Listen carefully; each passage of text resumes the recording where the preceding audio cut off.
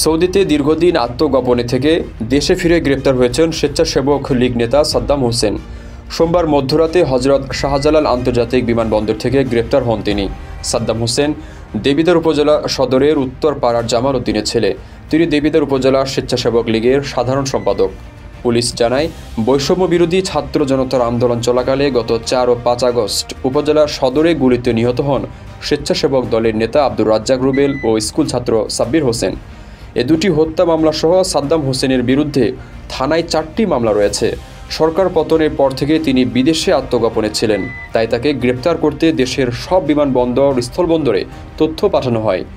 দেবিদ্বার থানার ওসি শামসুদ্দিন ইলিয়াস বলেন, মঙ্গলবার ভোর 4টার দিকে ডিএমপির বিমানবন্দর থানা থেকে সাদ্দামের গ্রেপ্তারের বিষয়টি আমাদের জানানো হয়েছে। তিনি সৌদি আরব থেকে দেশে ফিরছিলেন। তাকে দেবিদ্বার থানা পুলিশে হস্তান্তর করা হয়েছে। বিকালে তাকে আদালতে সোপর্দ করার প্রস্তুতি নেওয়া হচ্ছে।